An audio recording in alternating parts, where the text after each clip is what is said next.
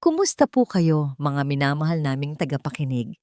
Handa na ba ang inyong mga puso para sa isang kwentong magpapatunay na sa laro ng pag-ibig, tadhana ang huling magpapasya? Samahan ninyo ako ngayong gabi sa isang panibagong yugto ng ating buhay. Sabi nila, ang utak ay madaling makalimot, kaya nitong burahin ang pangalan, ang nakaraan, at kahit ang sarili mong pagkatao. Pero paano ang puso? Kaya ba nitong kalimutan ang pintig ng isang wagas na pag-ibig?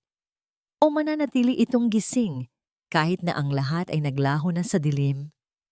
Halina't ating simulan ang kwento ni Bagwis at Luningning. Mabilis. Masyadong mabilis ang takbo ng itim na sports car sa makipot na daan ng isla ng buwan. Ang huni ng makina ay parang galit na hayop na nagwawala sa gitna ng gabi. Sa loob ng sasakyan, mahigpit na nakakapit ang mga kamay ni Bagwis Lawin sa manibela. Puting-puti ang kanyang mga kamao at ang pawis ay tumutulo mula sa kanyang noo kahit na napakalakas ng aircon.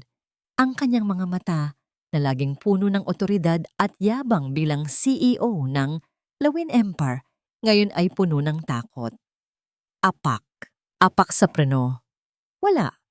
Muli niyang inapakan ang preno ng mariin, sagad hanggang sa sahig. Wala pa rin. Ang sasakyan ay patuloy na humahagibis pababa ng bundok, palapit sa matarik na kurba. Sigwa, bulong ni Bagwis sa sarili, ang galit ay gumuguhit sa kanyang dibdib. Kapatid ko, paano mo nagawa ito? Naalala niya ang nangisi ng kanyang kapatid sa huling meeting nila kanina. Ang tapik sa balikat. Ang pag-abot ng susi ng kotse. Planado ang lahat. Hindi ito aksidente. Ito ay pagpatay. Sa harap niya, ang ilaw ng headlights ay tumagos sa kadiliman at nakita niya ang dulo ng kalsada. Ang harang na bakal ay tila manipis na sinulid lamang laban sa bumulusok na sasakyan. Wala ng oras para mag-isip. Wala ng oras para magdasal. Kumabig siya pakanan. Pero huli na ang lahat. Isang malakas na kalabog ang bumasag sa katahimikan ng gabi. Ang bakal ay humampas sa bakal. Ang mamahaling sasakyan ay lumipad sa ere. Tila isang ibong nawalan ng pakpak bago tuluyang bumulusok pababa sa madilim at mabato na bangin. Ang tunog ng pagbagsak ay parang kulog na yumanig sa buong paligid. Sa ibaba ng bundok, sa payapang baryo Maligaya, naglalakad si Luningning pauwi. Bit-bit niya ang isang malaking bilao na may lamang na tirang tinapay. Pagod na ang kanyang mga paa sa maghapong paglalako, pero nakangiti pa rin siya. Iniisip niya ang mainit na sabaw na sasalubong sa kanya ni Nanay Sinag. Huminto siya sa paglalakad nang marinig ang isang nakakatakot na tunog. Blag. Napatingala si Luningning. Sa di kalayuan, sa paanan ng bangin kung saan madalas silang kumuha ng panggatong, may usok na nagsisimulang umakyat sa langit. At may apoy. Maliit pa sa simula, pero mabilis na lumalaki. Diyos ko po! Bulalas ni Luningning. Binitawan niya ang kanyang bilao. Ang mga tinapay na pinaghirapan niyang ilako ay nagkalat sa lupa, pero wala na siyang pakialam. Tumakbo siya. Tumakbo siya ng mabilis, suot ang kanyang manipis na tsinelas, tinatahak ang masukal na daan patungo sa pinanggalingan ng usok. Ang kanyang puso ay kumakabog ng mabilis, kasabay ng bawat hakbang. Nang makarating siya sa ibaba ng bangin, napasinghap siya. Isang wasak na sasakyan ang nakabaligtad. Ang mga gulong nito ay umiikot pa rin sa ere. Ang amoy ng gasolina ay matapang. Humahalo sa amoy ng nasusunog na goma. Tao po. May tao po ba dyan? Sigaw ni Luningning, kahit na nanginginig ang kanyang boses sa takot. Walang sumagot. Tanging ang lagitik ng apoy ang naririnig. Lalapit sana siya, pero natigilan siya nang makita ang isang kamay na nakalawit mula sa basag na bintana ng driver's seat. May dugo. Maraming dugo. Hindi nag-isip si Luningning. Ang takot ay napalitan ng adrenaline. Lumapit siya sa sasakyan, kahit na nararamdaman niya ang init ng apoy na nagsisimula ng kumain sa makina. Sir, Sir, naririnig niyo po ba ako? Tanong niya habang pilit na binubuksan ng pinto. UP ito at ayaw sumunod. Nakita niya ang lalaki sa loob. Nakadukdok ang ulo nito sa manibela, duguan ng muka at walang malay. Suot nito ay mamahaling Amerikana na ngayon ay punit-punit na. Kailangan kitang mailabas. Bulong ni Luningning. Ang mga luha ay nagsisimulang mamuo sa kanyang mga mata dahil sa usok. Parang awa niyo na po, gumising kayo. Gamit ang buong lakas ng kanyang maliit na katawan, hinila niya ang pinto. Sa wakas, bumigay ito ng bahagya. Isiniksik niya ang kanyang sarili at inabot ang seatbelt ng lalaki. Mainit. Napakainit. Click. Nakalas ang seatbelt. Hinawakan niya sa ilalim ng kilikili ang lalaki at hinila ito palabas. Ang bigat! Ang bigat-bigat ng lalaking ito. Parang hinihila niya ang isang sako ng bigas na doble ang timbang. Isa. Dalawa. Ah! Sigaw ni Luningning. Ibinubuhos ang lahat ng lakas. Nang mailabas niya ang kalahati ng katawan ng lalaki, biglang sumiklab ang apoy sa may tangke ng gasolina. Bilisan mo, Ning! Sasabog to! Sigaw niya sa sarili. Hinila niya ang lalaki palayo. Kinakaladkad ito sa damuhan. Ang kanyang mga binti ay nanghihina. Ang kanyang hininga ay kapos na kapos. 5 metro, 10 metro. Boom! Sumabog ang sasakyan. Ang puwersa ng pagsabog ay nagtulak kay Luningning at sa lalaki padapa sa lupa. Naramdaman niya ang init na humaplos sa kanyang likuran. Umulan ng mga bubog at bakal sa paligid nila. Ilang sandali ring nanatiling nakadapa si Luningning. Habol ang hininga. Ang tenga ay nagriring. Unti-unti, inangat niya ang kanyang ulo. Ligtas sila. Buhay sila. Dali-dali niyang binaliktad ang lalaki para makita ang mukha nito. Sa ilalim ng liwanag ng buwan at ningas ng nasusunog na kotse, nakita niya ang isang mukhang puno ng dugo at uling. Pero taglay pa rin ang angking kakisigan. Matangos ang ilong. Makapal ang kilay. Sir, okay lang po ba kayo? Nanginginig na tanong ni Luningning habang pinupunasan ang dugo sa noo ng lalaki gamit ang laylayan ng kanyang bestida. Ang puting tela ay mabilis na naging pula. Dahan-dahang iminulat ng lalaki ang kanyang mga mata. Malabo ang tingin ni Bagwis. Ang nakikita lang niya ay isang mukha ng babae na tila anghel na may halo ng liwanag mula sa apoy sa likuran. Masakit ang buong katawan na niya. Wala siyang maalala. Wala siyang maramdaman kundi sakit. Gumalaw ang mga labi ni Bagwis. Pilit siyang nagsasalita. Inilapit ni Luningning ang kanyang tenga sa bibig ng lalaki. Ano po yon? May sasabihin po kayo? Isang malamig na kamay ang humawak sa pulso ni Luningning. Mahigpit, mapilit. Wag, paos na bulong ni Bagwis. Ang boses ay halos hangin na lang. Wag, mo silang hahayaang kunin ako. Pagkatapos nun, bumagsak ang kamay niya sa lupa at muling nawalan ng malay. Naiwan si Luningning sa gitna ng kawalan. Yakap ang isang estrangherong duguan habang sa di kalayuan ay may narinig siyang paparating na isa pang sasakyan.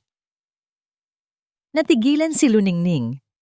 Ang tunog ng sasakyang paparating ay hindi gaya ng mga lumang jeep na dumadaan sa kanilang baryo. Ito ay tunog ng isang malakas at mabilis na makina. Huwag silang hahayaang kunin ako. Ang huling sinabi ng lalaki ay umalingaw-ngaw sa isip ni Luningning. May humahabol ba sa kanya? Masamang tao ba sila? Sa kabila ng takot, mabilis na kumilos si Luningning. Hindi niya alam kung saan siya kumuha ng lakas, pero kinaladkad niya ang lalaki patungo sa madilim na bahagi ng talahiban, malayo sa nagliliyab na kotse. Nagtago siya sa likod ng malaking puno ng mangga. Pinipigilan ang sariling paghinga habang yakap-yakap ang walang malay na estranghero. Mula sa kanyang pinagtataguan, nakita niya ang isang itim na van na huminto sa kalsada. Bumaba ang 3 lalaking nakasuot ng itim. May hawak silang mga flashlight na naghahanap sa paligid ng nasusunog na sasakyan. Wala rito ang bangkay. Sigaw ng isa. Imposibleng nakaligtas siya sa pagsabog na yan. Hanapin niyo sa paligid. Hindi pa yun nakakalayo. Utos ng isa pa na may mas malalim na boses. Naramdaman ni Luningning ang panginginig ng mga kamay ng lalaking hawak niya. Kahit walang malay, tila nararamdaman nito ang panganib. Hinigpitan ni Luningning ang yakap sa kanya. Idinikit ang kanyang palad sa bibig nito para siguraduhing wala itong maipapalabas na tunog kung sakaling magising ito. Tumagal ng ilang minuto ang paghahanap. Ang mga ilaw ng flashlight ay dumaan sa punong kinatatayuan nila, pero dahil sa kapal ng talahiban at dilim ng gabi, hindi sila nakita. Tara na, baka may makakita pa sa atin dito. Siguradong abo na yun sa loob o kaya ay kinain na ng bangin, sabi ng leader bago sila muling sumakay sa van at humarurot paalis. Nakahinga ng maluwag si Luningning pero alam niyang hindi pa sila ligtas. Kailangan niyang madala ang lalaking ito sa kanilang bahay. Sus Mario Sep, Luningning, ano ang dinala mo rito sa bahay natin? Halos mabitawan ni Nanay Sinag ang hawak niyang lampara nang makita ang anak na hila-hila ang isang duguang lalaki papasok sa kanilang maliit na lantran. Nay, tulungan niyo po ako. Naaksidente siya sa bangin. May mga masasamang taong naghahanap sa kanya. Hingal na, sabi ni Luningning. Kahit nag-aalinlangan, nanaig ang kabutihan ng puso ni Nanay Sinag, tinulungan niya si Luningning na ihiga ang lalaki sa kanilang kawayang papag. Sa loob ng maliit at payak nilang tahanan, mas lalong naging kitang-kita ang pagkakaiba ng lalaki sa paligid niya. Kahit puno ng putik at dugo, ang kanyang balat ay makinis, ang kanyang mga kuko ay malinis, at ang suot niyang relo ay kumikinang pa rin sa ilalim ng liwanag ng gasera. Mayaman ang taong ito, Ning. Malaking gulo ang pwedeng dalhin nito sa atin. Babala ni Nanay Sinag habang naglalaga ng tubig at kumuha ng malinis na basahan. Hindi ko po siya pwedeng iwan doon na mayenay. Mamamatay siya, sagot ni Luningning habang dahan-dahang hinuhubad ang punit na Amerikana ng lalaki para linisin ang mga sugat nito. Magdamag na hindi natulog si Luningning. Binantayan niya ang bawat paghinga ng lalaki. Pinunasan niya ang noo nito tuwing dadaing ito sa sakit. Sa bawat haplos ng basahan sa mukha nito, hindi mapigilan ni Luningning na mapatitig. May kung anong lakas at misteryo ang taglay ng mukhang ito kahit sa gitna ng paghihirap. Nang magbukas liwayway, nagsimulang gumalaw ang mga daliri ng lalaki. Sir? Sir, gising na po ba kayo? Mahinang tawag ni Luningning. Dahan-dahang iminulat ng lalaki ang kanyang mga mata. Hindi na ito gaya ng kagabi na puno ng takot. Ngayon, ang mga mata niya ay blangko. Tumingala siya sa bubong na gawa sa nipa, pagkatapos ay tumingin sa kanyang mga kamay at huli ay kay Luningning. Nasaan ako? Tanong niya. Ang boses niya ay paos at tila galing sa malalim na balon. Nasa bahay po namin kayo, sa Baryo Maligaya. Niligtas ko po kayo sa aksidente kagabi. Paliwanag ni Luningning nang may matamis ng ngiti. Kumunot ang noo ng lalaki. Pilit siyang bumangon pero agad ding napaaray dahil sa sakit ng kanyang ulo. Sino? Sino ako? Natigilan si Luningning. Hindi niyo po ba alam? Ang pangalan niyo po? Umiling ang lalaki. Hinawakan niya ang kanyang ulo, tila pilit na may hinuhukay na alaala, pero walang lumalabas. Wala akong maalala. Wala, kahit ano. Nagkatinginan si Luningning at Nanay Sinag. Isang malakas na amnesia ang tumama sa lalaki dahil sa lakas ng pagkakaumpog ng ulo nito. Anong itatawag namin sa iyo, iho? Tanong ni Nanay Sinag. Tumingin ang lalaki kay Luningning, tila humihingi ng sagot. Napaisip ang dalaga. Naalala niya ang lugar kung saan niya ito nahanap. Ang krus ng mga daan, ang lugar kung saan tila pinagtagpo sila ng tadhana. Tagpuan, bulong ni Luningning. Tagpuan? Ulit ng lalaki. Opo, Dahil nahanap kita sa lugar kung saan tayo pinagtagpo ng pagkakataon, habang wala ka pang naalala, iyan muna ang itatawag namin sa'yo. Tagpuan. Isang maliit na ngiti ang sumilay sa mga labi ng lalaki. Parang nagustuhan niya ang tunog nito. Tagpuan. Salamat, Luningning. Lumipas ang ilang oras. Habang naghahanda si Luningning ng kanilang almusal na lugaw, narinig niya ang malalakas na boses mula sa labas, sa may bukana ng baryo. Sumilip siya sa bintana at nakaramdam ng kaba. Ang itim na van kagabi ay nandoon. Isang lalaking nakasuot ng mamahaling barong, si Sigwa, ay may hawak na litrato at nagtatanong sa mga kapitbahay nila. May nakita ba kayong lalaki rito kagabi? Matangkad, tisoy, baka dugo ang naglalakad? Tanong ni Sigwa sa isang magsasaka. Wala po, sir. Wala kaming nakitang ganun dito. Sagot ng matanda. Nanlisik ang mga mata ni Sigwa. Tumingin siya sa direksyon ng maliit na lantran ni Luningning na medyo malayo sa ibang kabahayan. Suriin niyo ang bawat bahay. Utos ni Sigwa sa kanyang mga tauhan. Huwag kayong titigil hanggat hindi niyo nahahanap ang bangkay ng kapatid ko. Kailangan kong masiguradong tapos na ang kwento niya. Napahawak si Luningning sa kanyang dibdib. Lumingon siya kay Tagpuan na ngayon ay payapang nakaupo sa papag, walang kaalam-alam na ang kamatayan ay dahan-dahang kumakatok sa kanilang pinto. Masakit ang bawat bahagi ng aking katawan, pero mas masakit ang katotohanang blangko ang aking isipan. Nakatingin ako sa aking mga palad, malinis, walang kalyo, hindi gaya ng mga kamay ni Luningning na halatang sanay sa hirap. Sino ba talaga ako? Bakit may mga taong gustong pumatay sa akin? Nararamdaman ko ang kaba ni Luningning habang nakasilip siya sa bintana. Ang kanyang maliit na kamay ay nakahawak ng mahigpit sa kawayang dingding. Tagpuan, dahan-dahan kang humiga rito. Huwag kang gagawa ng ingay, bulong niya sa akin. Ang kanyang boses ay nanginginig pero puno ng determinasyon.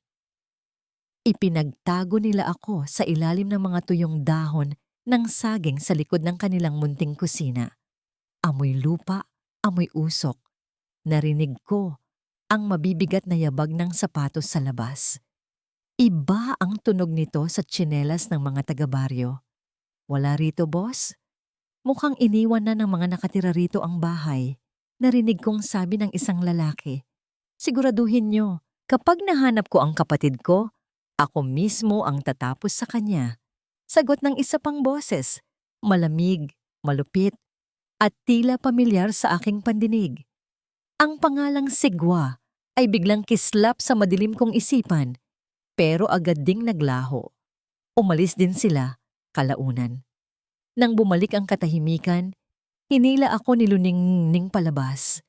Ang kanyang mukha ay pawisan, ang kanyang mga mata ay puno ng pag-aalala. Ligtas na tayo. Sa ngayon, sabi niya habang pinapagpagan ang aking damit. Lumipas ang mga araw. Ang buhay sa Baryo Maligaya ay simple pero napakahirap. Ngayong umaga, inihain sa akin ni Luningning ang isang mangkok ng lugaw. Malabnaw ito. Halos tubig na lang na may iilang butil ng kanin at kaunting asin. Tiningnan ko ang pagkain. Parang may kung ano sa loob ko ang gustong tumanggi. Ang dila ko ay tila naghahanap ng ibang lasa. Lasa ng alak, ng mamahaling karne, ng mga pagkaing hindi ko man lang mapangalanan. Pasensya ka na, Tagpuan. Iyan lang ang kaya naming ipakain sa iyo ngayon.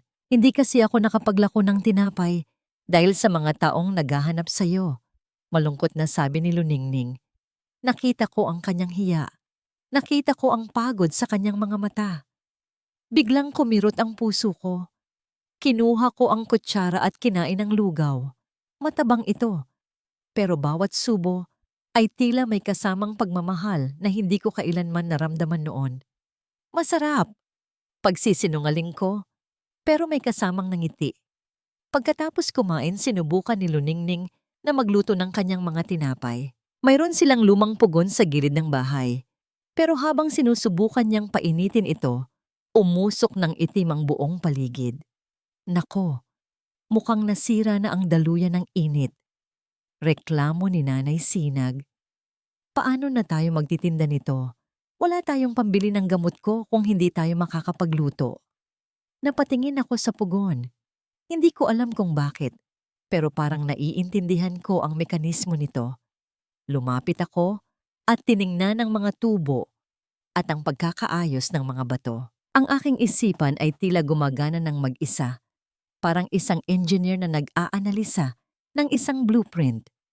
Luningning, kumuha ka ng mahabang bakal at kaunting langis, utos ko. Naguguluhan man, sumunod siya. Kinalikot ko ang loob ng pugon, inayos ang daloy ng hangin, at naramdaman ko ang bawat turnilyo sa aking mga daliri. Pagkalipas ng ilang minuto, nawala ang itim na usok at naging maayos ang baga.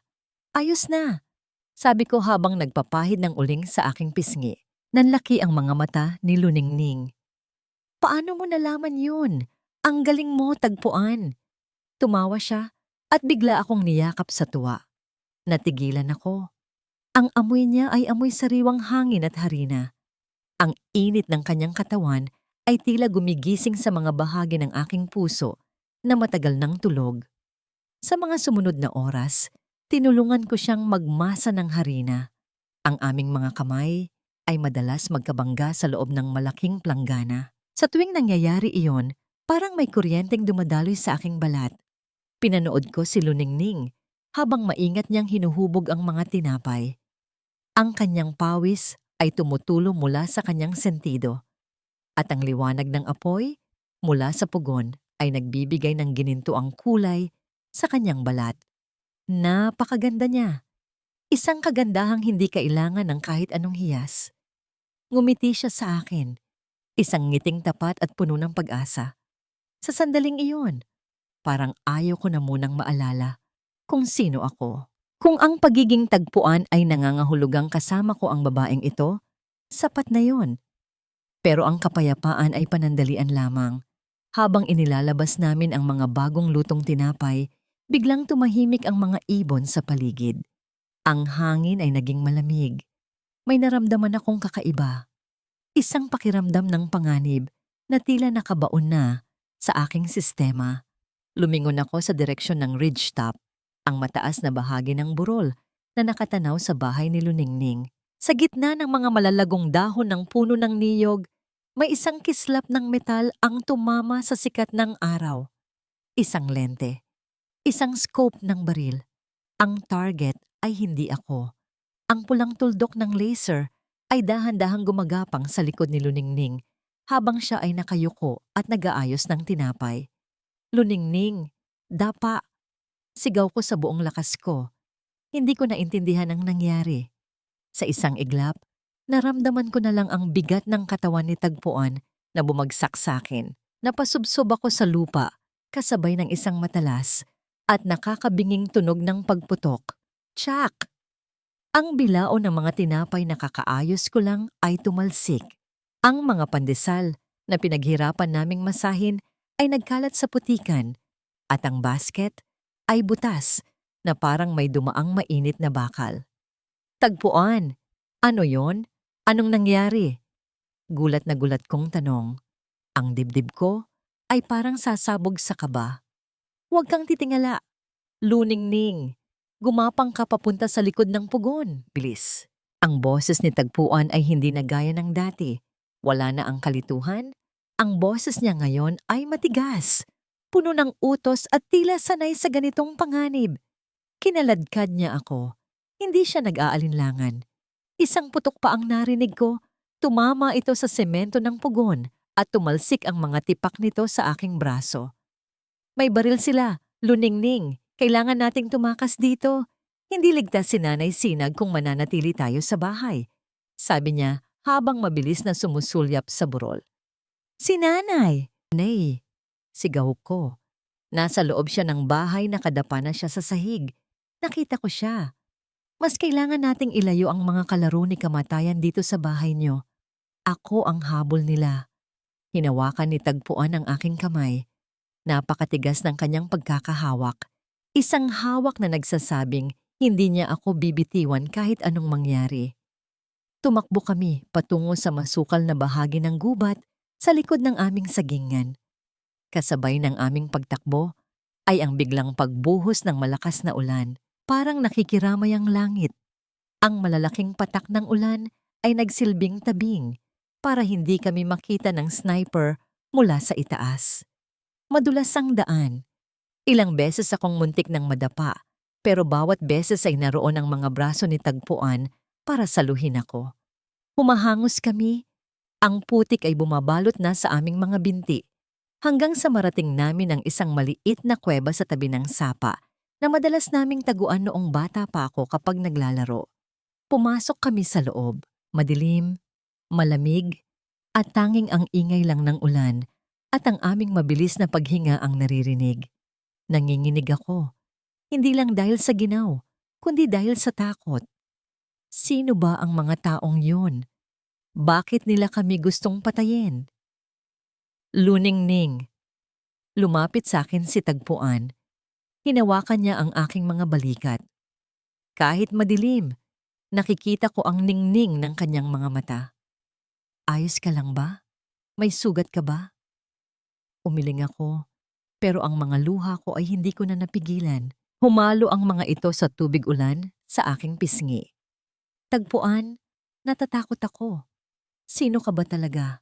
Bakit nila ginagawa ito? Naramdaman ko ang pagbuntong hininga niya. Iniyakap niya ang kanyang mga braso sa akin para bigyan ako ng init. Hindi ko alam, Luningning. Wala pa rin akong maalala.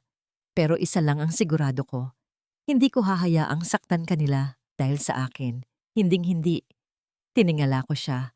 Sa gitna ng dilim at lamig, naramdaman ko ang kakaibang kuryente sa pagitan naming dalawa. Ang lalaking ito, na natagpuan ko lang sa gilid ng bangin, na walang pangalan, na walang kong kayamanan, ay siyang nagbibigay sa akin ng pakiramdam na ako ang pinakaimportanteng babae sa mundo. Paano kung maalala mo na ang lahat? Tanong ko sa pagitan ng aking paghikbi. Paano kung may naghihintay sa iyong asawa sa lungsod? O paano kung iwan mo ako kapag nalaman mong hindi ka naman taga rito? Sandaling tumahimik si Tagpuan. Hinawakan niya ang aking mukha gamit ang kanyang mga palad. Ang isip ko ay pwedeng magtaksil sa akin, Luningning. Pwedeng burahin ng tadhana ang aking pangalan. Pero ang puso ko, inilapit niya ang kanyang mukha sa akin. Ang puso ko ay alam kung sino ang nagligtas sa akin. Alam nito kung sino ang nagpapakain sa akin ng lugaw na may kasamang pagmamahal.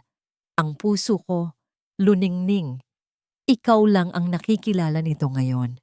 Dahan-dahan, tila tumigil ang mundo. Ang lamig ng ulan ay napalitan ng init ng kanyang hininga. At doon, sa gitna ng madilim na kuweba, naramdaman ko ang kanyang mga labi sa aking mga labi. Isang halik na puno ng pangako. Isang halik na nagsasabing kahit anong unos ang dumating, narito kami para sa isa't isa. Sa sandaling iyon, wala akong pakialam kung siya ay isang bilyonaryo o isang pulubi. Ang mahalaga, siya ang aking tagpuan. Habang nangyayari iyon sa isla, sa gitna ng kislap ng mga neon lights sa lungsod ng Hiraya, isang marangyang pagtitipon ang nagaganap. Si Sigwa Balawis ay nakatayo sa gitna ng entablado. May hawak na baso ng mamahaling wine. Sa pagkawala ng aking kapatid na si Bagwis, sisiguruhin kong ang Lawin Empire ay mas lalong lilipad ng mataas. Para kay Bagwis. Para kay Bagwis. Sigaw ng mga tao. Karamihan ay mga negosyanteng plastik at mga taong nakikinabang sa yaman ng mga lawin. Sa gilid, nakatayo ang magandang si Paraluman, ang fiancé ni Bagwis. Wala siyang bakas ng lungkot sa kanyang mukha. Sa halip, abala siya sa pag-aayos ng kanyang mamahaling alahas. Sigurado ka bang patay na siya, Sigwa? Bulong ni Paraluman nang lapitan siya ng lalaki. Nahulog ang sasakyan sa bangin at sumabog, Luna. Walang nakakaligtas doon. Sagot ni Sigwa ng may mapait na ngiti. Pero bago pa makasagot si Paraluman, Isang tauhan ang lumapit kay Sigwa at bumulong. Namutla ang mukha ni Sigwa. Inilabas ng tauhan ang isang maliit na plastic bag. Sa loob nito ay ang relo ni Bagwis. Pero hindi ito sunog. At may kasama itong ulat mula sa sniper na ipinadala niya sa ira ng buwan. Anong ibig mong sabihin na nakatakas siya? Galit na bulong ni Sigwa. At may kasamang babae? Tumingin si Sigwa sa malayo. Ang kanyang mga mata ay nag-aapoy sa galit. Kung hindi ka namatay sa bangin, kapatid, sisiguruhin kong sa impyerno ang bagsak mo at isasama ko ang babaeng yan. Hindi ko alam kung paano ko titingnan sa mga mata ang batang pinalaki ko sa pagmamahal. Habang pinapanood ko si Luningning na maingat na nililinis ang sugat ni tagpuan sa braso, ang puso ko ay parang pinipiga ng isang malaking kamay. Nagbalik sila mula sa kuweba nang tumila ang ulan. Basang-basa, nanginginig, pero may kung anong liwanag sa kanilang mga mata na hindi ko maipaliwanag. Isang liwanag na lalong nagpapakaba sa akin. Nay, ayos lang po ba kayo? Hindi po ba kayo nasaktan nung pumasok ang mga masasamang tao? Tanong ni Luningning habang naglalagay ng dinikdik na dahon sa sugat ni tagpuan. Ayos lang ako, Ning, sagot ko. Pero ang totoo ay hindi ako mapakali. Nang makatulog si Luningning sa sobrang pagod, naiwan akong gising. Nakaupo ako sa tabi ng papag kung saan mahimbing na natutulog si tagpuan. Tinitigan ko ang kanyang mukha sa ilalim ng liwanag ng gasera, ang mga panga niya, ang hubog ng kanyang ilong. Bawat anggulo ay tila isang multo mula sa aking nakaraan. Tumayo ako at lumapit sa kanyang basang Amerikana na nakasampay sa kawayan. May kung anong nagtulak sa akin na kapkapan ang mga bulsa nito. Doon, sa isang maliit na sikretong bulsa sa loob, naramdaman ko ang isang matigas na bagay. Isang singsing. Inilabas ko ito at itinapat sa apoy ng gasera. Nanlaki ang aking mga mata at muntik ko nang mabitawan ang singsing. Isang gintong lawin na may pulang bato sa gitna. Ang tanyag na giahoy ng mga lawin. Diyos ko po, napaupo ako sa sahig. Biglang bumalik sa akin ang lahat. Ang gabing iyon, 15 taon na ang nakakaraan. Ang aking asawa, si Artemio, na isang tapat na driver ng mga lawin. Naalala ko ang kanyang mga huling salita bago siya dinala ng mga pulis. Sinag, wala akong kinuha. Pinagbintangan lang ako ng matandang lawin para pagtakpan ang sarili niyang dumi. Namatay si Artemio sa loob ng kulungan dahil sa sama ng loob at sakit. Namatay siyang bitbit ang isang kasalanang hindi niya ginawa. At ang batang ito, ang lalaking iniligtas ng aking anak, ay ang anak ng taong sumira sa aming pamilya. Tumingin ako kay tagpuan. Gusto ko siyang gisingin at itaboy palabas ng aming bahay. Gusto ko siyang isigaw sa lahat ng sakit na naranasan namin. Pero nang makita ko ang payapa niyang mukha, ang mukha ng isang taong wala ring alam sa kanyang tunay na pagkatao, nanlambot ang aking tuhod. Pumasok si Luningning sa kusina. Nakita niya akong hawak ang singsing. Nay, ano iyan? Bakit kayo umiiyak? Nag-aalalang tanong niya. Mabilis kong itago ang singsing sa aking palad. Wala, Ning. Naalala ko lang ang tatay mo. Nay, alam kong mahirap ang buhay natin. Pero sa tingin ko, si tagpuan ang magiging daan para guminhawa tayo. Mabuti siyang tao, Nay. Ramdam ko yon, sabi ni Luningning habang may ngiti sa kanyang mga labi. Isang nangiting puno ng pag-ibig. Ning, hindi lahat ng nakikita mo ay totoo. Babala ko sa kanya. Ang boses ko ay puno ng pait. Minsan, ang mga taong akala nating anghel ay galing pala sa pamilya ng mga demonyo. Ano pong ibig ninyong sabihin? Kumunot ang noo ni Luningning. Bago pa ako makasagot, isang malakas na kalabog ang narinig namin mula sa papag. Si tagpuan ay biglang bumangon. Hawak niya ang kanyang ulo at sumisigaw sa sakit. Ang kanyang mga mata ay nanlilisik. Tila may nakikitang hindi namin nakikita. Ang apoy! Ang bangin! Sigwa! Sigaw niya. Ang kanyang buong katawan ay nanginginig at tila kinukisay. Tagpuan, anong nangyayari sa'yo? Sigaw ni Luningning habang pilit siyang hinahawakan. Biglang tumayo si Tagpuan pero nawalan siya ng balanse.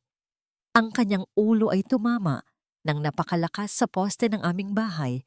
Isang poste na gawa sa matigas na kahoy ng nara. Isang nakakangilong tunog ng pagkakaumpog ang umalingaw-ngaw. Bumagsak si Tagpuan sa sahig walang galaw. Ang kanyang mga mata ay nakapikit ng mariin. Pero ang kanyang mga labi ay bumubulong ng isang pangalan na hindi Tagpuan. Bagwis. Ako si Bagwis. Natigilan ako. Ito na ba ang katapusan ng aming kapayapaan? Kapag nagising siya, siya pa rin ba ang lalaking nagmamahal sa aking anak? O siya na ang bilyonaryong kikitil sa aming mga pangarap? Puti. Lahat ay puti. Ang amoy ng antiseptic at gamot ay sumunggab sa aking ilong. Hindi ito ang amoy ng harina. Hindi ito ang amoy ng usok ng pugon o ang bango ng buhok ni Luningning pagkatapos maligo sa sapa. Idinilat ko ang aking mga mata.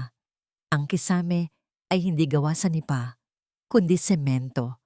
May malamig na hangin na galing sa aircon. Nasaan ako? Tagpuan, salamat sa Diyos. Gising ka na. Isang boses ang narinig ko. Puno ng galak. Puno ng pag-ibig. Lumingon ako sa gilid at nakita ang isang babae. Magulo ang kanyang buhok. Suot ay isang kupas at maruming bestida.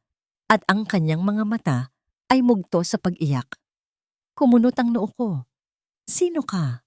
At bakit mo ako tinatawag sa kakaibang pangalang yan? Natigilan ng babae. Ang nangiti sa kanyang mga labi ay dahan-dahang naglaho, napalitan ng isang ekspresyong tila nakakita ng multo. Tagpuan, ako ito. Si Luningning. Huwag mo naman akong biwirin ng ganyan. Nasa ospital tayo sa bayan, naumpog ka kasi kagabi. Luningning, Tagpuan, napatawa ako ng maikli. Isang tawang puno ng pait at kalituhan. Anong klaseng kalokohan ito? At nasaan ang mga tauhan ko? Nasaan si Kalon? Sinubukan niyang hawakan ang kamay ko, pero mabilis ko itong binawi. Para akong napaso sa hawak niya. Huwag mo akong hawakan. Hindi kita kilala. Nasaan ang relo ko? Nasaan ang cellphone ko?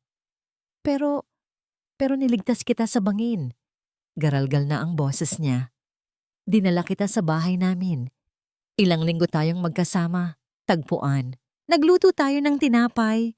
Yung halik sa kuweba. Tumigil ka. Sigaw ko. Ang ulo ko ay kumikirot. Hindi ko alam kung anong sindikato ang kinabibilangan mo. Pero kung iniisip mong makakakuha ka ng pera sa akin sa pamamagitan ng pag-imbento ng kwento, nagkakamali ka.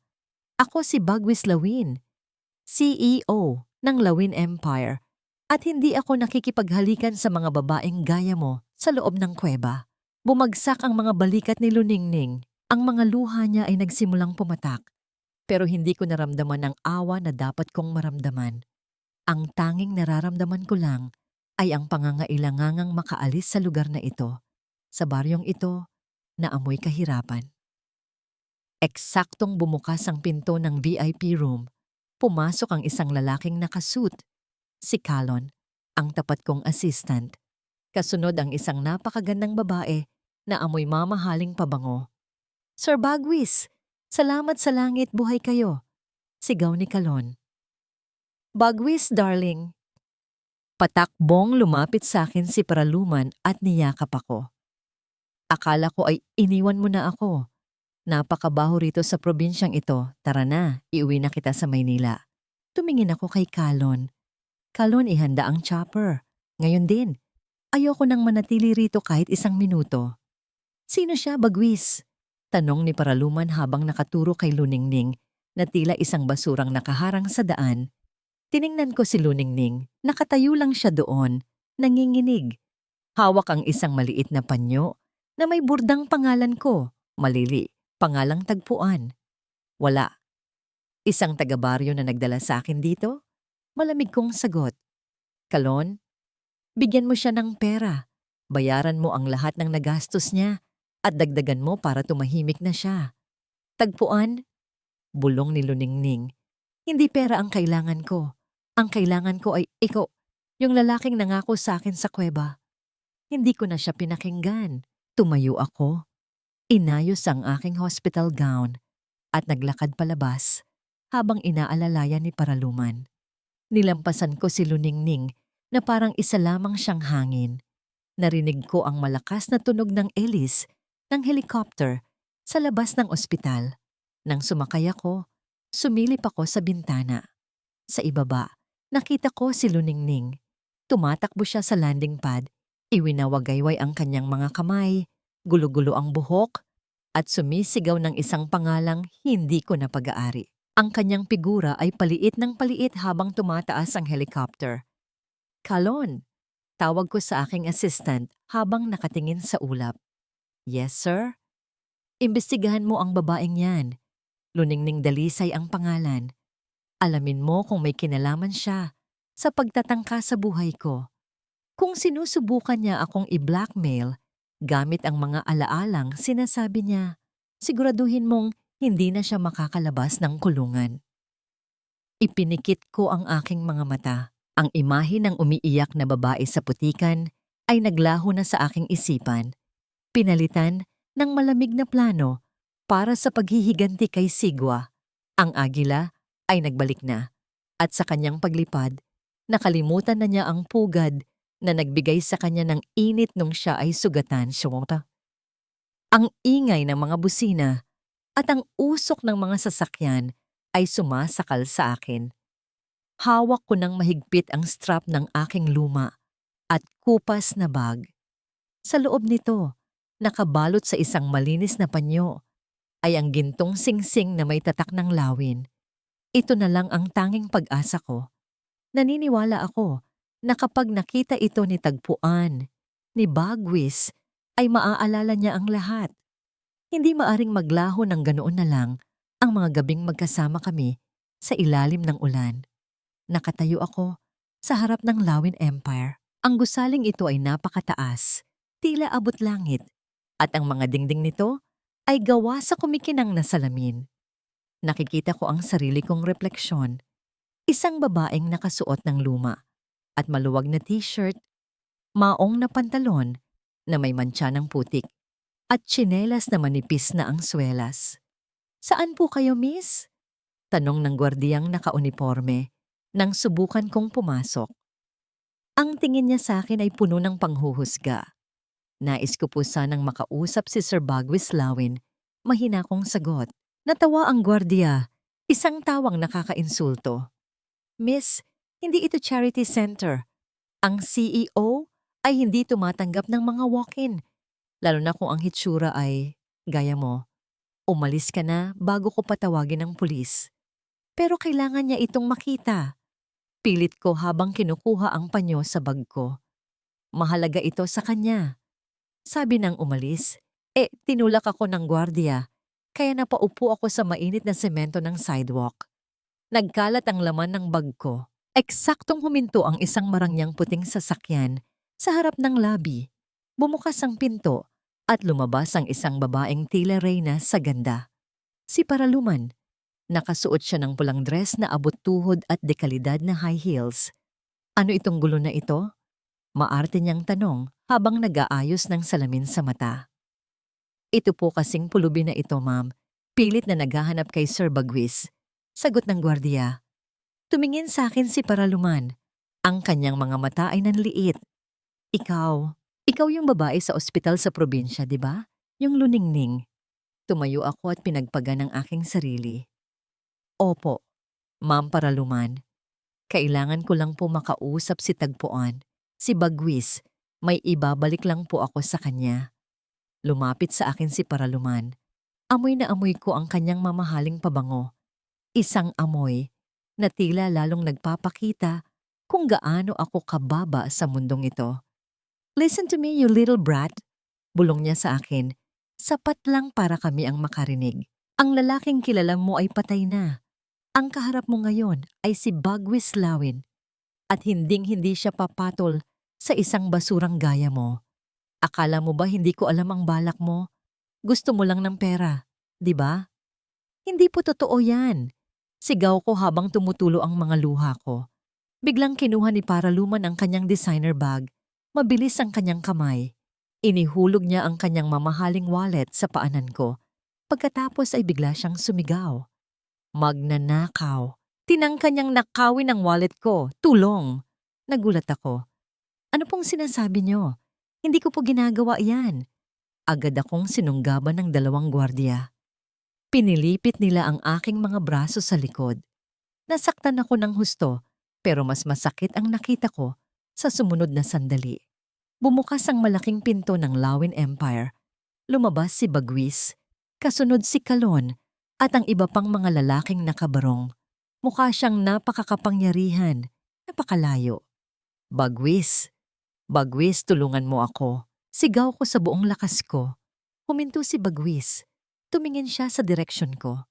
Sa isang sandali, nagtagpo ang aming mga mata. Umasa ako. Nagdasal ako na sana ay makita ko ang kahit kaunting kislap ng pagkilala sa kanyang paningin. Pero wala. Ang kanyang mga mata ay kasing lamig ng yelo. Walang emosyon, walang alaala. Anong nangyayari rito? Tanong niya kay Paraluman. Darling, ang babaeng ito, sinubukan niyang dukutin ang wallet ko habang papasok ako. Siya rin yung nangi-stalk sa'yo sa probinsya, di ba? Sabi ko na nga ba masamang tao siya? Sumbong ni Paraluman habang nakakapit sa braso ni Bagwis. Tumingin si Bagwis sa wallet na nasa lupa. Pagkatapos ay sa akin. Nakita niya ang panyong hawak ko kung saan nakatago ang kanyang singsing. I told you. Kalon, sabi ni Bagwis sa kanyang assistant nang hindi tinatanggal ang tingin sa akin. People like her will do anything for money. Dalhin niyo siya sa presinto. I don't want to see her face again. Bagwis, hindi. Ako ito, si Ning. Yung tinapay, yung kuweba, yung pangako mo. Hagulgol ko habang kinaladkad ako ng mga gwardya patungo sa dumarating na sasakyan ng pulis. Tinalikuran ako ni Bagwis. Sumakay siya sa kanyang sasakyan nang hindi man lang lumingon. Habang isinasara ang pinto ng mobile ng pulis, nakita ko si Paraluman na nakatingin sa akin mula sa malayo. Isang mapait at matagumpay na ngiti ang nakaguhit sa kanyang mga labi. Nayakap ko ang aking tuhod sa loob ng madilim na sasakyan. Wala na ang aking bag. Wala na ang aking dignidad. At ang pinakamasakit, wala na ang lalaking tinawag kong tagpuan. Ang tanging naiwan sa akin ay ang malamig na rehas ng kulungan at ang katotohanan sa mundong ito, ang boses ng mahihirap ay hindi naririnig sa likod ng matataas na pader ng mga mayayaman. Nakatitig ako sa malawak na tanawin ng lungsod ng Hiraya mula sa bintana ng aking opisina sa 50 palapag. Hawak ko ang isang baso ng scotch, pero kahit ang pinakamahal na alak ay tila walang lasa sa aking dila. Mayaman ako, makapangyarihan. Ako ang agila ng Lawin Empire. Pero gabi-gabi, kapag ipinipikit ko ang aking mga mata, hindi ang mga bilyon-bilyong kontrata ang nakikita ko. Nakikita ko ang isang maliit na bahay na gawa sa nipa. Nararamdaman ko ang init ng apoy mula sa isang pugon. At naririnig ko ang isang tawa. Isang tawang kasing linaw ng kristal, pero hindi ko mahawakan. Sir Bagwis, narito na po siya. Wika ni Kalon sa intercom. Papasukin mo. Maikli kong sagot. Bumukas ang pinto. Pumasok ang babaeng nagpabulo sa aking mundo nitong mga nakaraang linggo. Si Luningning. Mas payat siya ngayon kaysa noong huli ko siyang makita. Ang kanyang mga balikat ay nakayuko. At ang kanyang mga mata ay wala ng ningning. Tila isang kandilang unti-unting nauubos ang mitsa. Pinalabas ko siya sa kulungan kaninang umaga.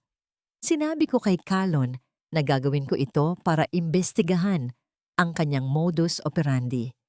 Pero ang totoo, hindi ako makatulog dahil sa imahe niya habang kinaladkad siya ng mga pulis. Maupo ka. Utos ko. Dahan-dahan siyang naupo sa harap ng aking lamesa. Hindi siya tumitingin sa akin. Nakatitig lang siya sa kanyang mga kamay na magaspang at may mga bakas ng sugat. Sabihin mo sa akin ang totoo. Simula ko, ang boses ko ay kasing tigas ng bato. Sino ang nag-utos sa'yo? Si Sigwa ba? Binayaran ka ba niya para akitin ako at kunin ang tiwala ko habang wala akong alaala? Dahan-dahang inangat ni Luning Ningning ang kanyang ulo. Ang kanyang mga mata ay puno ng luha, pero wala akong nakitang takot doon. Ang nakita ko ay isang malalim na pagod at awa. Awa para sa akin. Sir Bagwis, tagpuan. Bulong niya. Wala pong nag-utos sa akin. Ang tanging utos lang na sinusunod ko ay ang utos ng puso ko na iligtas ka nung gabing nahulog ang kotse mo. Hindi ko alam na bilyonaryo ka. Ang alam ko lang, isa kang lalaking sugatan na nangangailangan ng tulong. Sinungaling! Sigaw ko sabay hampas sa lamesa. Lahat ng tao sa paligid ko ay may kailangan sa akin. Lahat sila ay may presyo. Imposibleng gumawa ka ng ganoon nang walang kapalit. Ang kapalit na nakuha ko ay ang makita kang gumaling. Sagot niya ng mahinahon. Ang kapalit na nakuha ko ay ang mga sandaling tinutulungan mo akong magmasa ng harina. Yung tawa mo nung unang beses mong natikman ang mainit na pandesal na gawa natin. Iyon lang ang hiningi ko. Wala nang iba. Tumayo ako at lumapit sa kanya. Hinawakan ko siya ng mahigpit sa braso. Anong klaseng tinapay? Anong pandesal? Mula sa kanyang bulsa, inilabas niya ang isang maliit na plastic bag. Sa loob nito ay may isang piraso ng tinapay. Tuyo na ito, matigas, at halatang ilang araw na ang nakalipas. Ito ang huling tinapay na niluto natin bago ka naumpog at dinala sa ospital, wika ni Luningning. Hindi ko ito kinain.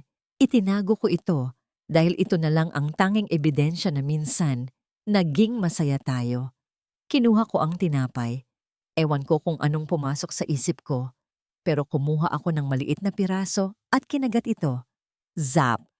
Parang isang kidlat na tumama sa aking utak. Isang biglang bugso ng init ang dumaloy sa aking katawan. Naalala ko ang amoy ng harina. Naalala ko ang pawis na tumutulo sa aking sentido. Naalala ko ang isang boses na nagsasabing, dahan-dahan lang tagpuan baka masunog ang balat mo. Nabitawan ko ang tinapay. Napahawak ako sa aking ulo dahil sa biglang kirot. Sir, okay lang po ba kayo? Akmang lalapit sa akin si Luningning, pero pinigilan ko siya. Lumabas ka na, sigaw ko. Kalon, ilabas mo siya rito. Nang makaalis sila, napaupo ako sa sahig. Nanginginig ang aking mga kamay. Sino ba talaga ako? Ang bilyonaryong si Bagwis o ang lalaking nagngangalang Tagpo? Habang nangyayari ito, sa kabilang bahagi ng lungsod, sa loob ng isang madilim at usok na bar, magkausap si Sigwa at ang kanyang mga tauhan. Palabas na siya sa kulungan, boss. Pinakawalan ni Bagwis, ulat ng isang lalaki. Ang bawat lihim, gaano man ito kalalim na ibaon sa ilalim ng lupa, ay pilit na aangat sa ibabaw. Kapag naramdaman na ang init ng katotohanan, handa na ba kayong malaman ang madilim na kahapon na nag-uugnay sa dalawang pusong nagmamahalan? Sa pagkakataong ito, hindi lang alaala ang nakataya, kundi pati na rin ang huling hininga ng mga taong nagmamahal ng tapat. Narito ang ikasiyam na kabanata ng ating kwento. Hindi ako mapakali. Sa loob ng aking study room, ang piraso ng tinapay na ibinigay ni Luningning ay nasa harap ko pa rin. Tila isang munting monumento ng isang buhay na hindi ko lubos na matandaan. Hinawakan ko ang aking ulo na tila sasabog sa bawat tibok ng aking pulso. Kalon, pumasok ka rito. Sigaw ko. Mabilis na pumasok ang aking tapat na assistant. Ano po yun, Sir Bagwis? Nasaan ang dashcam ng sasakyan ko? Yung narecover sa bangin? Tanong ko. Ang boses ko ay nanginginig sa galit at pag-asa. Sir, sabi po ni Sir Sigwa ay nasira na yon sa pagsabog. Sagot ni Kalon, pero umiwas siya ng tingin. Lumapit ako sa kanya at hinawakan siya sa kwelyo. Kalon, 15 taon ka nang nagsisilbi sa pamilya ko. Alam ko kung kailan ka nagsisinungaling. Nasaan ang memory card? Napabuntong hininga si Calon at dahan-dahang inilabas ang isang maliit na plastic mula sa kanyang bulsa. Itinago ko po ito, sir. Alam kong balang araw ay kakailanganin niyo ito. Binayaran ako ni Sir Sigwa para sirain ito, pero hindi ko kaya ang konsensya ko. Isinalpak ko ang card sa aking laptop. Ang video ay malabo sa simula, pero malinaw ang boses. Narinig ko ang sarili kong boses na nakikipag-usap sa telepono habang nagmamaneho. Sigwa, alam ko na ang ginagawa mo. Alam kong ikaw ang nagnanakaw ng pondo ng kumpanya at ibinibintang mo sa mga tapat nating empleyado, gaya ng ginawa mo noon sa driver nating si Artemio. Isusumbong kita sa board. Pagkatapos nun, narinig ang tunog ng nasirang preno. Ang tawa ni Sigwa sa kabilang linya ay umalingaw-ngaw bago ang malakas na kalabog ng sasakyan. Nanigas ang buong katawan ko. Hindi lang ako ang biktima rito. Si Artemio, ang tatay ni Luningning. Sinira ni Sigwa ang pamilya nila. 15 taon na ang nakakaraan. At ngayon, ako naman ang isusunod niya. Diyos ko. Ning, bulong ko. Ang pangalang yon ay tila isang susi na nagbukas sa lahat ng pintuan ng aking isipan. Biglang tumunog ang aking cellphone. Isang unknown number. Nang sagutin ko ito, isang video call ang bumungad. Nakita ko si Sigwa. Nakatayo siya sa gilid ng isang bangin. Ang parehong bangin kung saan ako nahulog. At sa harap niya, nakagapos at dugo ang nakasalampak sa lupa, ay si Luningning.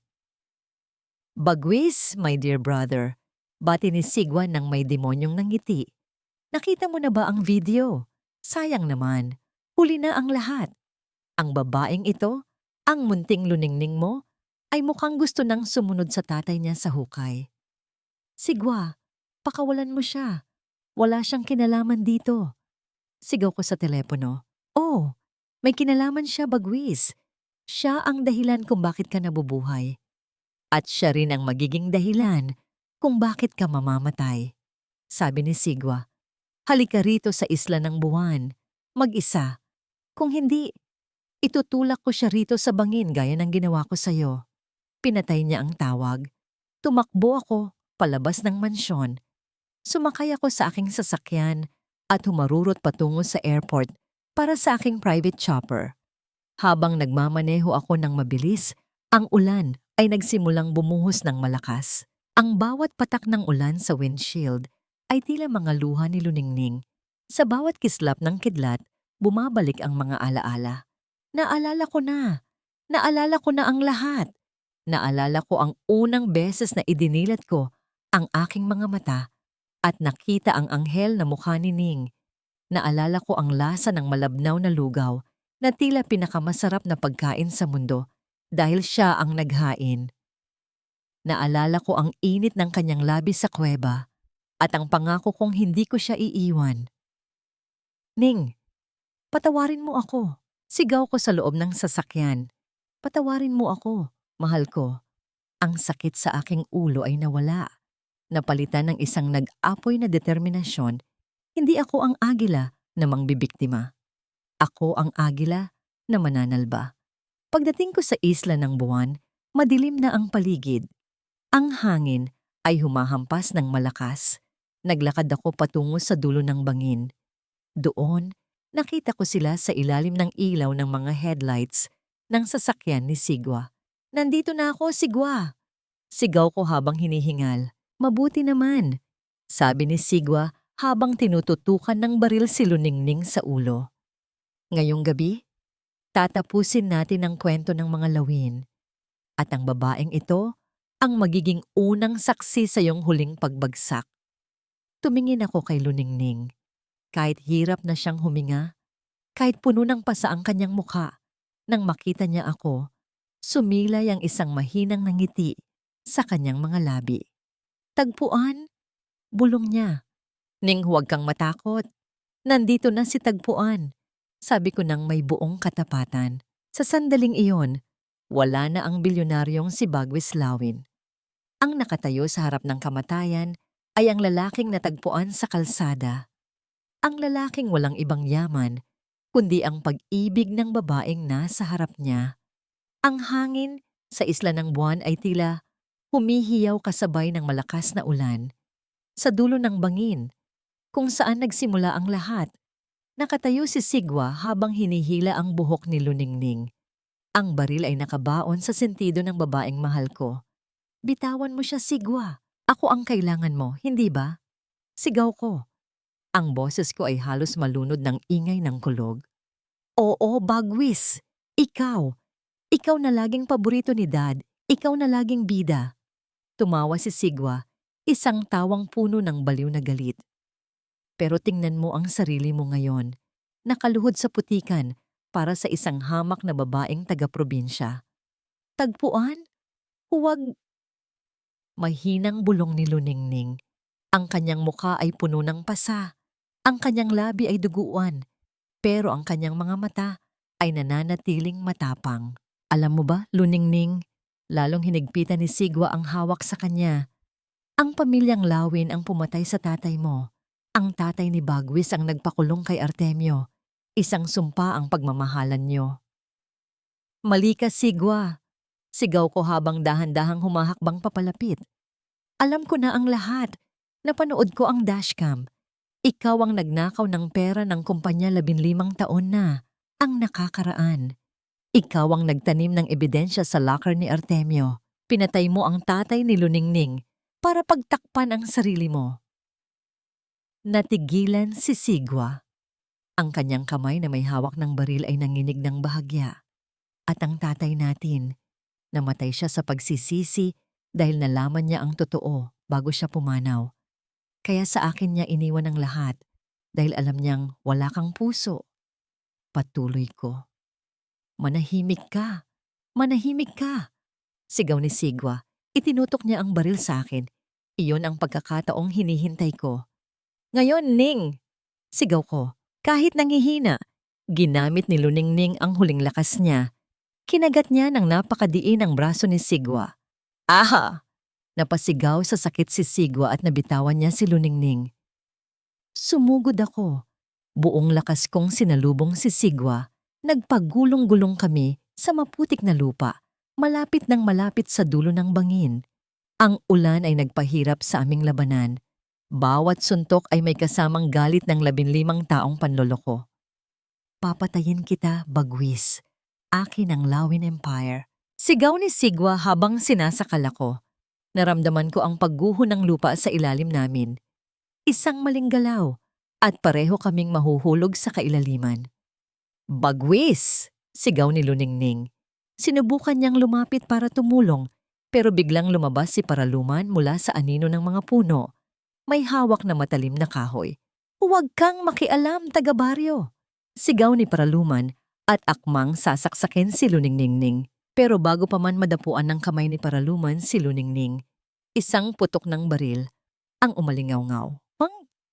Hindi si Sigwa ang nagpaputok. Ang mga pulis, kasama si Kalon, ay dumating na. Tinamaan si Paraluman sa balikat at napaupo siya sa lupa, umiiyak sa takot. Dahil sa gulat sa putok ng baril, nawalan ng balanse si Sigwa. Nadulas ang kanyang paa sa malambot na putik sa dulo ng bangin. Bagwis! Sigaw ni Sigwa habang pilit na kumakapit sa akin.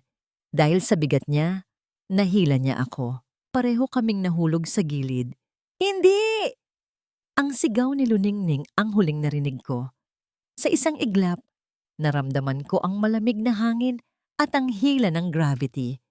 Pero sa gitna ng pagkahulog, ang aking kamay ay may nakapang isang matigas na bagay. Isang ugat ng matandang puno na nakalawit sa gilid ng bangin. Nakalawit ako sa ere, gamit ang isang kamay. Sa ibaba ko, nakakapit si Sigwa sa aking binti. Ang kanyang mukha ay puno ng takot. Bagwis, tulungan mo ako. Huwag mo akong bitawan.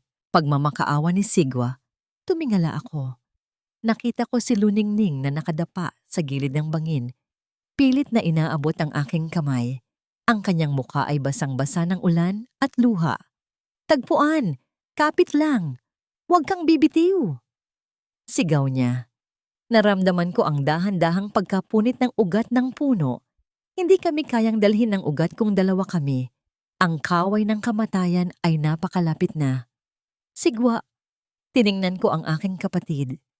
Patawarin ka ng Diyos sa lahat ng ginawa mo. Biglang lumutong ang ugat. Isang malakas na lagutok. Bagwis! Walang tigil ang ulan, pero mas maingay ang tibok ng puso ko. Nakadapa ako sa putikan. Ang aking mga daliri ay sugat-sugat na sa pilit na pag-abot sa kamay ni Bagwis. Tagpuan, kapit lang, parang awa mo na. Sigaw ko. Ang boses ko ay paos na. Halos hangin na lang ang lumalabas. Nakita ko ang pagpunit ng ugat.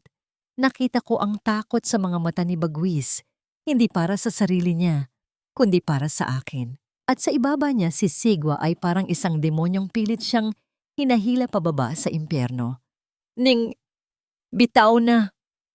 Bulong ni Bagwis. Baka, mahila ka rin.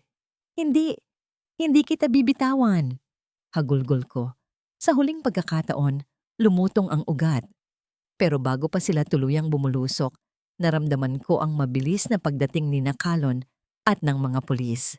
Hinawakan ni Kalon ang aking baywang para hindi ako mahulog habang ang dalawang pulis ay mabilis na inabot ang braso ni Bagwis. Sir Bagwis, hawak ko kayo! Huwag kayong bibitiw! Sigaw ni Kalon. Isang malakas na hila ang ginawa nila. Pero sa bigat ng dalawang lalaki at sa dulas ng putik, isang trahedya ang hindi naiwasan. Ang sapatos ni Sigwa ay nadulas sa binti ni Bagwis. Hindi! Sigaw ni Sigwa. Ang kanyang mga kamay ay gumuhit sa hangin. Pilit na humahanap ng makakapitan.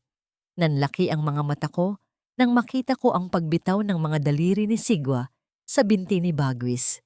Tila tumigil ang mundo. Nakita ko ang kanyang pagkahulog patungo sa madilim at mabatong bahagi ng bangin.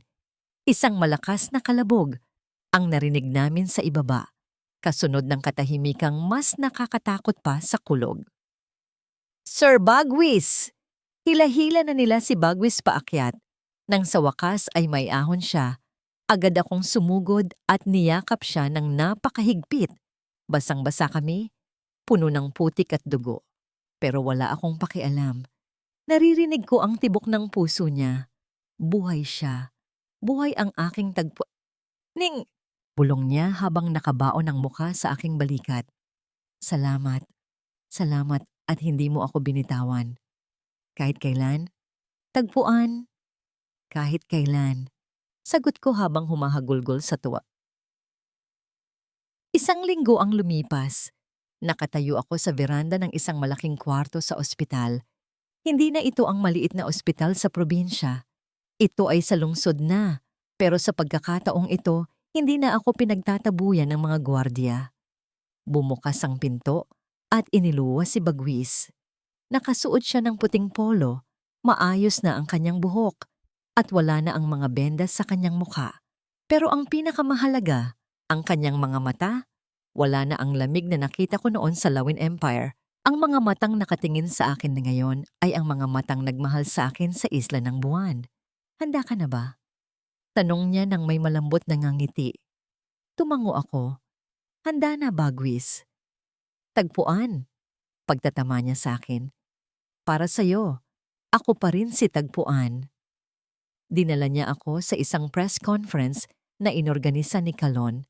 Libu-libong kamera ang nakatutok sa amin. Nakaupo sa harap ang mga reporter mula sa iba't ibang istasyon. Sa tabi ko, naroon din si Nanay Sinag, na halatang kinakabahan sa suot niyang bagong barot saya. Tumayo si Bagwis sa harap ng mikropono. Gusto kong humingi ng paumanhin sa publiko sa lahat ng kaguluhang nangyari nitong mga nakaraang buwan, simula niya. Pero higit sa lahat, narito ako para ituwid ang isang malaking pagkakamali ng nakaraan. Inilabas niya ang isang lumang folder. 15 taon na ang nakakaraan, isang tapat na driver na nagngangalang Artemio Dalisay ang pinagbintangan sa isang krimeng hindi niya ginawa. Ngayon, May hawak kaming ebidensya mula sa dashcam at mga dokumentong itinago ng aking kapatid na si Sigwa. Si Artemio Dalisay ay inosente. Naramdaman ko ang panginginig ng kamay ni Nanay Sinag na hawak ko. Umiiyak siya ng tahimik. Sa wakas, malinis na ang pangalan ni tatay. Sa wakas, makakatulog na siya ng mahimbing sa kabilang buhay. Si Sigwa ay kasalukuyang nasa ilalim ng kustodya ng mga pulis sa ospital dahil sa mga sugat na natamo niya at haharapin niya ang lahat ng kasong isasampa namin laban sa kanya. Pagpapatuloy ni Bagwis. At tungkol naman kay Paraluman, siya ay tinanggal na bilang endorser ng Lawin Empire at nahaharap din sa kasong perjury at attempted homicide. Tumingin si Bagwis sa akin sa harap ng lahat ng kamera. Maraming nagtatanong kung sino ang babaeng kasama ko. Siya si Luningning Dalisay, ang babaeng nagligtas sa akin nung ako ay walang-wala.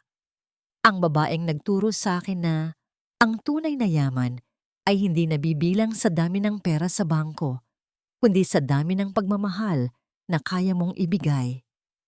Lumapit siya sa akin at hinawakan ang aking kamay. Ning Nanay Sinag, hihingi po ako ng tawad sa lahat ng sakit na naidulot ng pamilya ko sa inyo.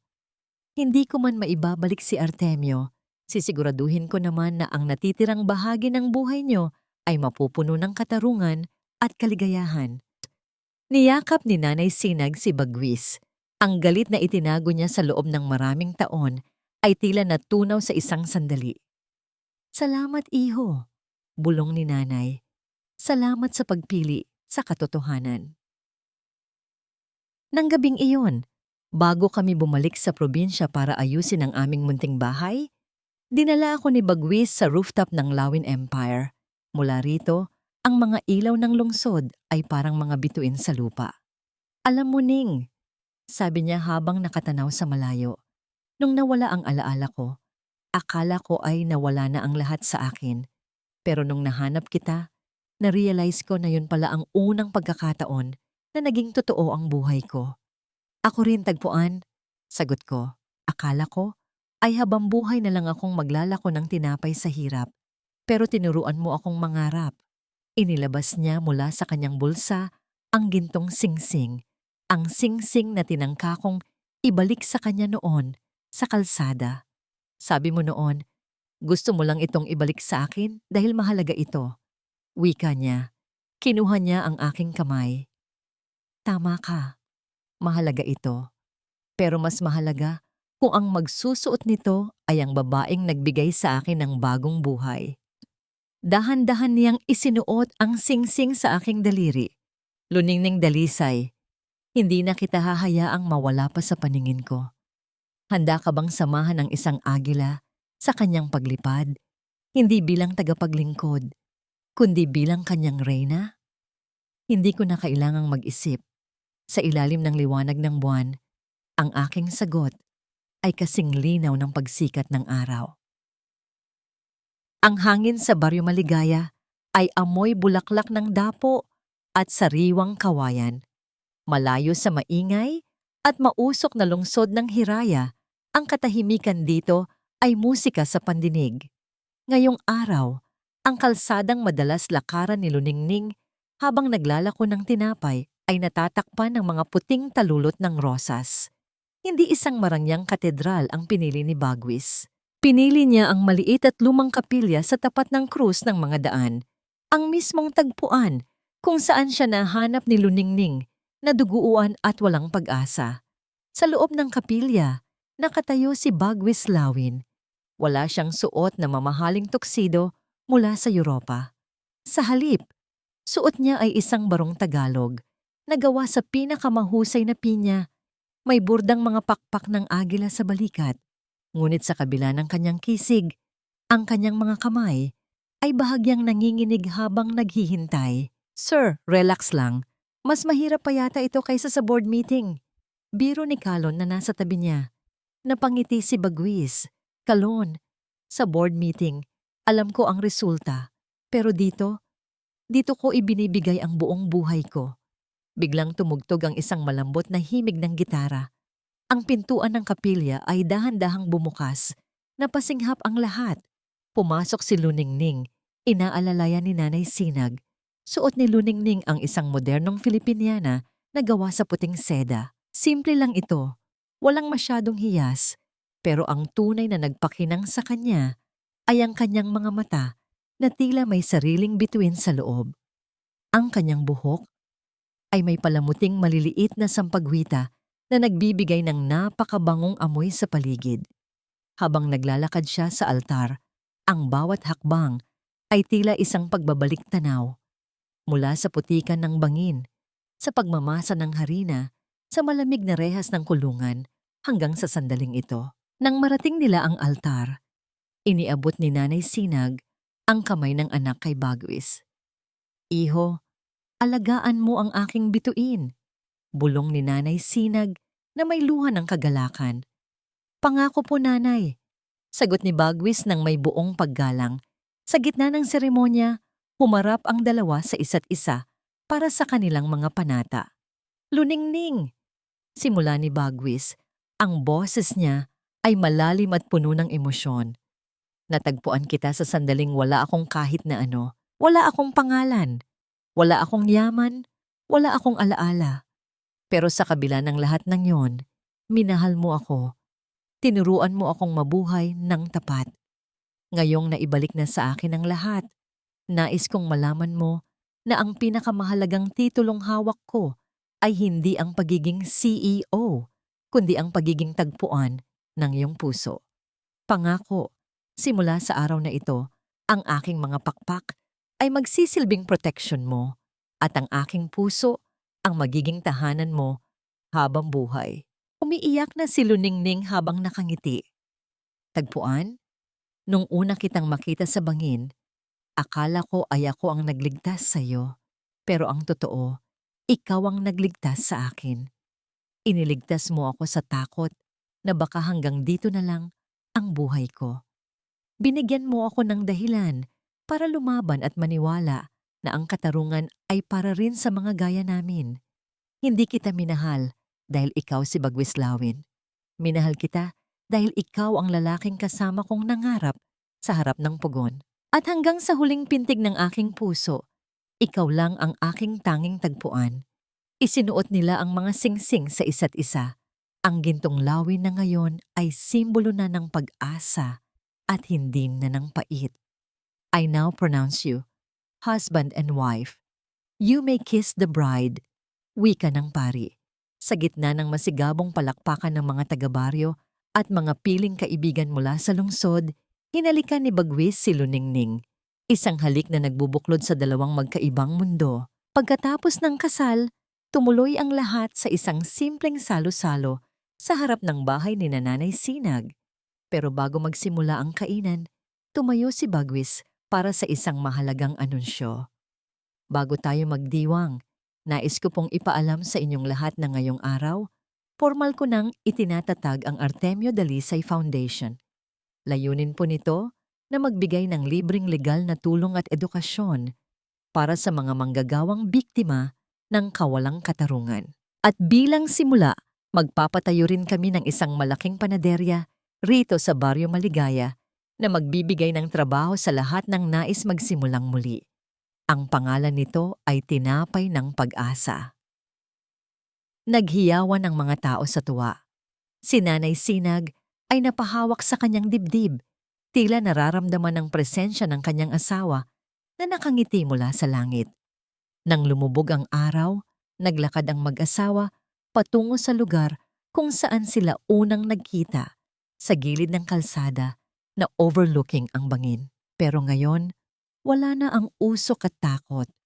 Ang langit ay kulay kahel at lila. Napakaganda. Yinakap ni Bagwis si Luningning mula sa likuran. "Ning, tadhana ang nagdala sa akin sa iyo sa gitna ng aksidente," bulong ni Bagwis. "At pag-ibig ang nagpanatili sa iyo sa tabi ko, kahit nung nakalimutan mo na ako," sagot ni Luningning habang isinasandal ang kanyang ulo sa balikat ng asawa. "Hindi na tayo lilingon sa dilim ng nakaraan, mahal ko. Mula ngayon, ang bawat bukas ay atin na."